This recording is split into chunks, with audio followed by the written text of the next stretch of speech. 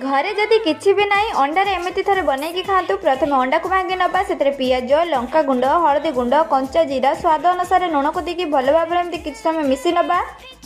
मिसी गला पर कढ़ई अल्प तेल देकी एमती अंडा को देकी बड़टे गोटे पिठा बनने की छोट छोट पीस एमती काटिकी रखिदबा गोटे थाली को।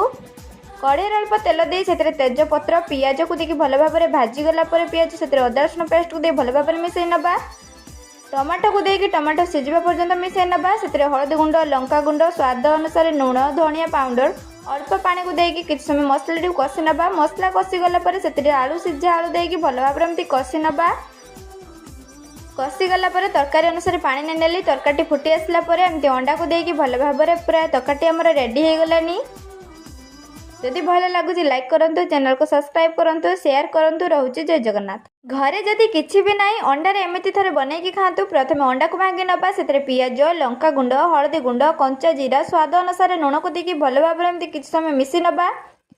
मिसी गला पर कढ़ई अल्प तेल देकी एमती अंडा को देकी बड़टे गोटे पिठा बनने की छोट छोट पीस एमती काटिकी रखिदबा गोटे थाली को। कढ़ई अल्प तेल दे से तेजपत्र पियाज को देकी भल भाव में भाजीगला पियाज से अदा रसुण पेस्ट को दे भल भाव में मिसई नवा। टमाटो को देकी टमाटो सिझा पर्यंत मिसई नवा से हलदी गुंड लंका गुंड स्वाद अनुसार लुण धनिया पाउडर अल्प पानी को देकी किछि समय मसला कषि नवा। मसला कषि गला से आलू सिझा आलू देकी भल भाव में कषि नवा।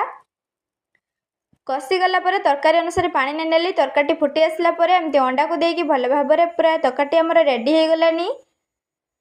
जदि भल लगुच लाइक करंतु, चैनल को सब्सक्राइब करंतु, शेयर करंतु। रहूची जय जगन्नाथ।